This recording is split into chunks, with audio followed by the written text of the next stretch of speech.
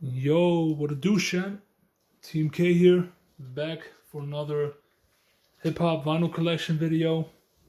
You can exhale the sigh of relief. We're finally done with the Mickey Diamond records. Now it's back to the regular programming of showing various artists. So, yeah, I'm gonna start off today with Mobb Deep's The Infamous. Classic album. Legendary album, evergreen, if you will. You know what I'm saying? This is one of those albums that you just know, man. Even if you're not into hip hop, you just know about this album. You know what I'm saying? This is kind of like the Queen's version of License to Ill by Beastie Boys. It Takes a Nation by Public Enemy. You know what I mean? Black Sunday by Cypress Hill. You know, this is one of those records that you cannot escape, man. You know what I'm saying? This is an essential in everybody's hip hop collection. Fucking phenomenal album. Phenomenal. You know what I mean? Yeah, even better than their first album, which I gotta say, man, the first album, Juvenile Hell, gets a lot of shit. I don't understand that stuff. You know, that was just them, you know, trying to find themselves artistically. You know, I thought that album was pretty dope, man. You know what I'm saying? I don't know why people hate on it so much. But obviously, you know, they found their formula with The Infamous, you know, with Havoc, you know, stepping in to do a lot of the production and having Q-Tip helping them out too. You know, it's just crazy, man, with Havoc applying new production techniques on his beats, you know what I'm saying, with the repitching of the samples and stuff. Nobody really thought of that stuff back in the days, man, and he made it work. You know what I'm saying? So definitely give props to Havoc, man. He was on some new shit with his production back in the days, and adding like heavy reverb on the snares. That was also not really done that much until he did it. You know what I'm saying? And I noticed a lot of people in the European area, you know what I'm saying, they started applying, you know, those reverbs too, man. That was after he did it, you know what I mean? So much respect to Havoc. And then, of course, you know, Prodigy stepping his game up completely on the lyrical side, man. He was on some new shit, like that next level shit on the lyrical tip. Absolutely phenomenal what he did lyrically on this album. And yeah, man, The Infamous, as for itself, 10 out of 10, bro. Every single track on here, every skit, everything is perfect. You know what I'm saying? Even the deeper cuts are phenomenal. You know what I'm saying? There is nothing bad I can say about this album right here, man. The Infamous is an album that aged beautifully, like a fine wine, if you will. But it's a tragic story to this particular album, is because I bought this one back in the mid 2010s. I think it must have been like 2015. And yeah, shortly after I bought this album, got the sad news that Prodigy passed away, man. And it was a sad day for me, man, because Prodigy obviously is one of my all-time favorite MCs. And yeah, to see him die this young, it was devastating, bro. You know what I'm saying? Because I think around the same time we also lost Sean Price. I think he also died in 2015, maybe 2016. But they died relatively close to each other, man, and it was really sad, man. You know what I mean? Rest in peace, Prodigy. Shout outs and respect to Havoc. The Infamous by Mobb Deep, man. Legendary album. And then we got another legendary record. This is Black Star by Mos Def. This fucking bitch Talib Kweli. Classic album. Love it. Love this album. This is one of my favorite albums of the late 90s. One of my favorite albums from the Raucous label. And yeah, this album from top to bottom, classic. You know what I'm saying? All the beats on here, man. The verses by Mos and Talib, crazy, man. But I do have to say, man, Talib Kweli, bro, not a fan of this dude nowadays, bro. You know what I'm saying? Like, it really doesn't have anything to do with him going at Necro lately, you know what I'm saying? Because I'm personally not a big fan of Necro, you know what I'm saying? I'm not really fucking with his music like that, man.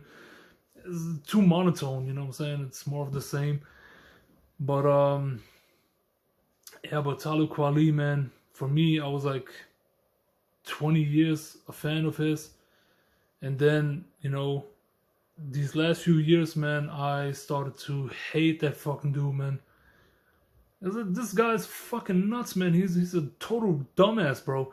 Like the way he comes at his fans, you know what I'm saying? If they don't like properly, perfectly align with his views and shit, bro, get the fuck out of here, man. What the fuck is wrong with that dude, bro? Because for me, I had 2 run-ins with that guy. You know what I mean? One time on Instagram, you know what I'm saying, when they released their second album under Black Star, No Fear of Time, the Madlib produced joint, I was simply asking him if that album was going to get physicals, because at the time that album was exclusively available on Luminary, which was a digital only streaming platform for podcasts. And Talib Kweli, you know, he came at me saying that I'm a Nazi, I'm a colonizer, I'm a racist and all that shit for simply asking for physicals and shit, man. You know, like, it's like he was probably thinking that we wanted to take ownership away from him, man. But the way that he just went about it, you know what I mean, just turned me into a hater of him. I think that guy's a fucking retard. Dumb as fuck, you know what I'm saying? And even recently with the whole Necro thing, man, this dude, he needs to get a reality check, man. Like, he's accusing people of being racist, yet he's putting his racism on perfect display, bro. Like, it's amazing to see the persuasive ignorance that this guy puts on display, man. It is embarrassing to see motherfucker like him and Necro, for one, beefing with each other at 50 online like some little kids, man. Bro, this dude is a fucking clown, man. An absolute clown. And even him being a supporter of KRS-One, who is a Africa Bambaataa sympathizer, bro. Get the fuck out of here, bro. The fuck is wrong with him, man? But either way, bro, Black Star, classic album. Love it. It's one of my favorite albums. And yeah, this perfect 10 out of 10 for me. Yeah, also has a nice little insert in here. Really dig this one. You know what I'm saying? You get a lot of info on those songs on here. Really nice. And then the record. Unfortunately, the record itself, being that this is a reissue, it's the two-tone vinyl edition, as they call it. You know what I'm saying? With obviously a picture disc with some black stars on it. And not that ideal, you know what I'm saying, considering that this album deserves a better pressing than this. But either way, love this album regardless. Big fan of it. Yeah, great album. Love Mose. Fuck that dude. But anyways, moving on. Now we're gonna get into, oh man, bro, this is sad, bro. Hawthorne by my guy, Motown Priest. Bro, every time I hold this record in my hand, it just saddens me, man. It really does, bro, because Hawthorne by Motown Priest is an incredible album, man. An album that talks about, you know, the trials and tribulations in life, struggles in life, you know what I'm saying? This album is really deep, has a lot of deep messaging in there, man. And my dude, Motown Priest, who I've worked with, who I have the privilege to say that I work with him, you know what I'm saying? We released some music together. Motown Priest, my dude, rest in peace, bro. incredible MC, really gifted, one of the best people that I've ever worked with, and phenomenal, really, really nice guy, man. You know what I'm saying? Always showed love, you know what I mean? And was there when my mom died, you know what I'm saying? Like we had some deep talks also, man. I really, really cherish this dude, man. You know what I'm saying? Incredibly gifted. Also, really talented filmmaker on top of that, you know what I'm saying? Because along with this record, he also directed a short film called Hawthorne, which you can watch on YouTube. Go on YouTube and watch the Hawthorne short film, you know what I'm saying? It's incredible, man. You know what I mean? Much love and respect to my guy, Motown Priest, aka formerly known as Priest. Rest in peace, rest in paradise, rest in heavens, my guy. You know, I know you're in paradise right now, man, looking down, bro. Miss you dearly, man. But yeah, moving on with the next record. This is MZ Boom Bap and Ryler Smith with Wakilisha. And yeah, this is this guy right here, man, Ryler Smith. Another friend of mine. I absolutely love this dude, man. Like, we got in contact with each other like 10 years ago, you know what I'm saying? And we also did release some music together, man, but it's not that easy to find anymore, man. You know what I mean? But Wakilisha by Ryler Smith and MZ Boom Bap, this is a really dope album, man. This is just Ryler Smith kicking his lyrical dopeness over some wonderful, beautiful production by MZ Boom Bap, who I think is from Spain, I believe. And they also have my dude, Jake G, H&M, featured on here, man. Shout out to my guy, Jake G. And yeah, bro, this album is fucking amazing, man. Really dope. Boom Bap stuff, signed by him. You know what I'm saying? Shout outs to my guy, man. Ryler Smith, man. Love this dude, man. Love you, bro. You know what I'm saying? Ryler Smith's my dude, man. All love to Switzerland, bro. You know what I'm saying? He's from Switzerland. Raps in English. You wouldn't be able to tell, man. This dude is amazing. Moving on with ILLmatic by Nonce. Now this album needs no introduction. You know what I mean? This is an all-time classic, you know. Just like the aforementioned Mobb Deep's, the infamous, this is just one of those records that you just know, man, that you probably have in your collection even if you're not into hip-hop. You know what I mean? Because it's an album that's just perfect, man. Like, perfect runtime, 40 minutes, 10 tracks. You know what I'm saying? And each track is a banger, bro. You know what I'm saying? And yeah, this one has all the classics on it. You know what I'm saying? Nas, of course, he was like the golden child of the 90s. Made big waves with his features on Main Source's Live at the Barbecue and MC Serge's Back to the Grill. Then went on to make this classic album, you know, under the umbrella of Large Professor. Got the who's who of producers working on here, bro, like DJ Premier, LES, Q-Tip, Pete Rock.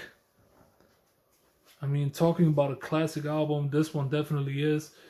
But I do have to admit, man, sometimes I'm a little bit burned out on this album because it's been played so much, man, that that I just sometimes I cannot listen to it, you know what I'm saying?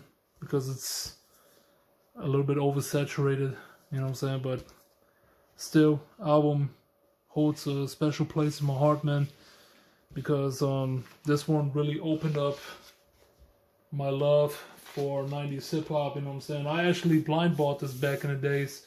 I think it must have been in 2004 or 5 or something like that. I bought the 10th anniversary edition on CD.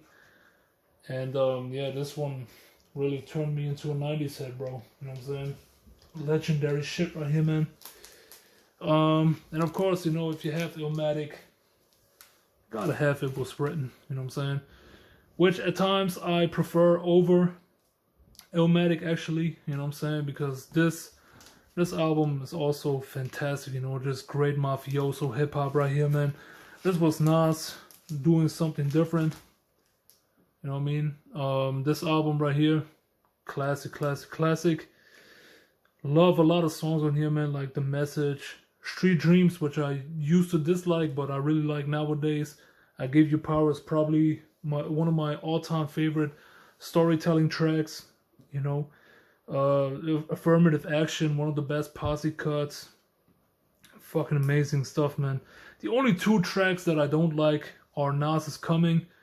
I mean, it's Nas and Dr. Dre, you know what I'm saying? It just should, in theory, work out, man, but the beat just didn't match Nas.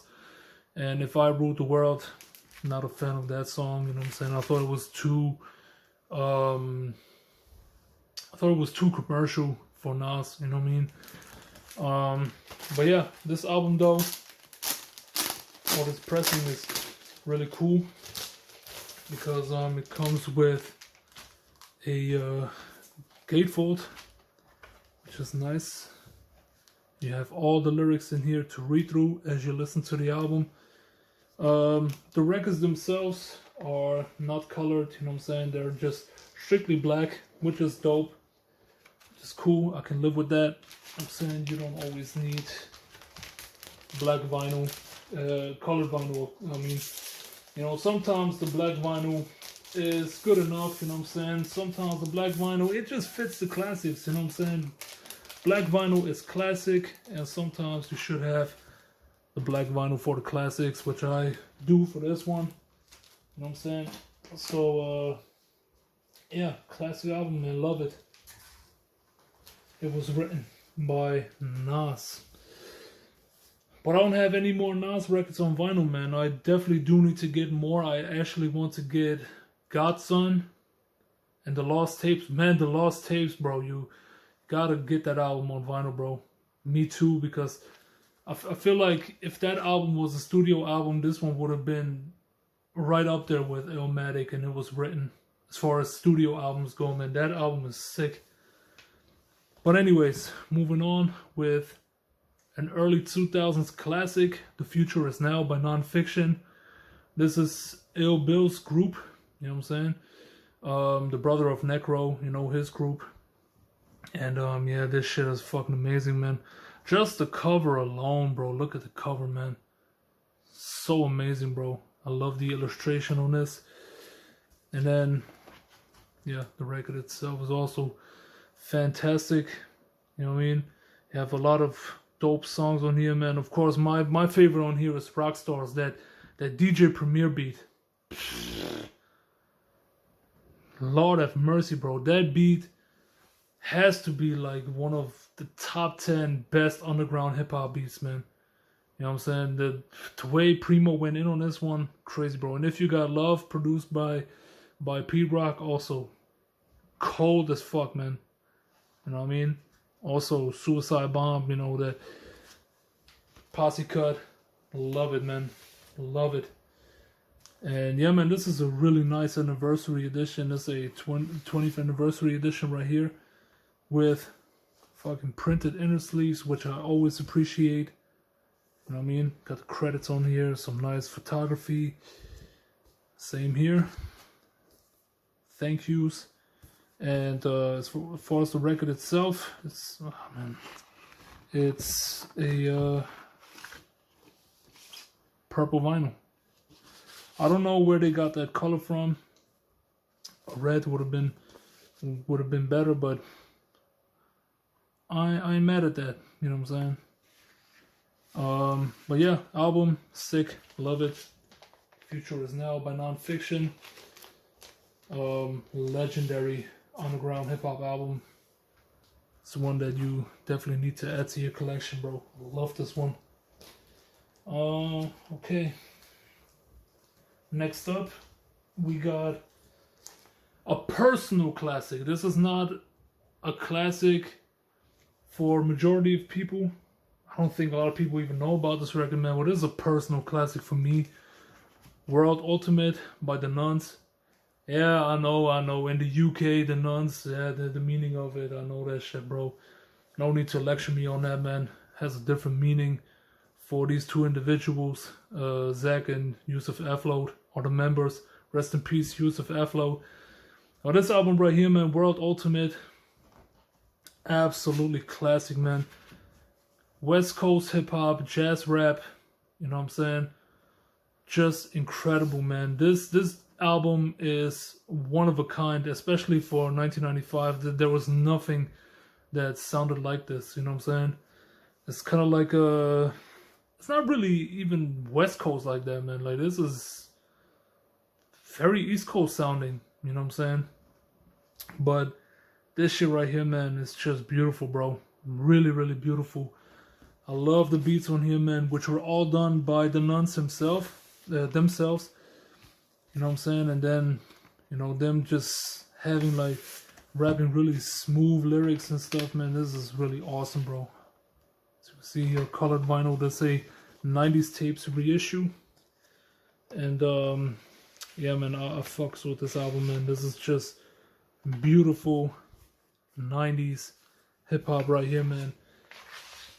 And also the Nonce, if you ask me, bro, kind of like the precursors to that lo-fi hip hop. You know what I'm saying? Like, they were doing a lot of like lo-fi production before it was even a thing. You know what I'm saying? They were like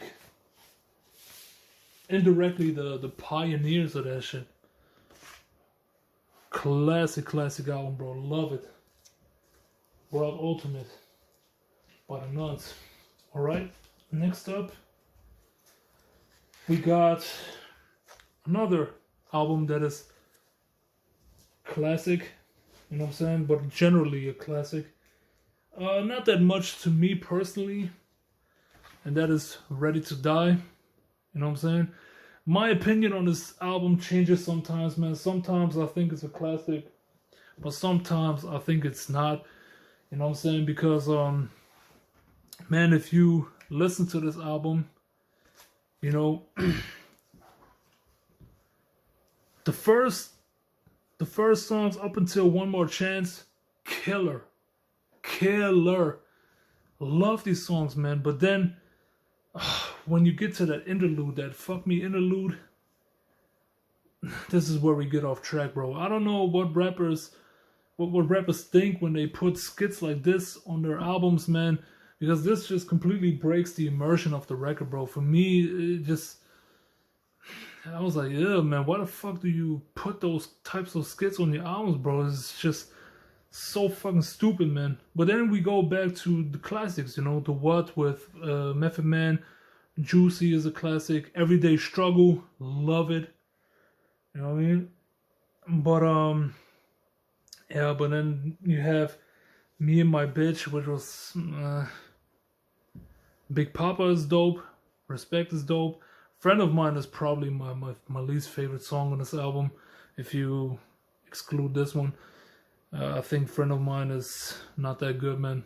But that's why, just like those two shits, man. Fuck Me and Friend of Mine is kind of like holding this album back from being as classic as they say it is. You know what I'm saying? For me, it would be like a 8.5 out of 10. You know what I'm saying? It's a borderline classic, but not entirely. You know what I'm saying? If you know what I mean. But yeah, still, man, I fucks with this album overall. I think it has a lot of highs, very little lows, and the shit is definitely dope, man. You know what I mean? And then the reissue, this one right here, I was actually pretty excited when it got put up for pre-order. You know what I'm saying? Because it was like on colored vinyl and all of that stuff. It was really nice to see this album getting reissued. I think it was for its 25th anniversary. But then I was disappointed to find out that this one did not have the uncleared samples on it like the Vinyl Me Please press did. So, what was it? Which song was it, man? Ready to Die, yeah. The sample from the hook was missing. And a few others, man. And man, this then started to turn into a big disappointment, man. Because, bro, like, this album, it made Diddy so much money, man. You know what I'm saying? He owes his career to Biggie. And he doesn't even respect them enough to clear the samples, bro. I mean, come on, man. Come on, man. This is how you show respect to your comrade, your partner in rhyme. Not clearing the samples. Even small ass companies like Vinyl Me Please respected the album enough to do it, but Puffy didn't.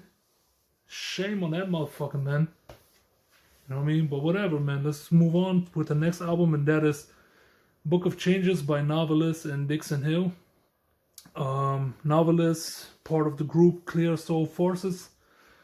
And I'm a big fan of Noveliss, man. I think he's a really, really dope MC, man. Has a unique style, man. He's kind of like the samurai of underground hip-hop. You know what I'm saying? Really sharp and witty with his lyricism. Has incredible flows. Love this thing right here, man. Beautiful album. You know what I'm saying? Love the cover on this one as well.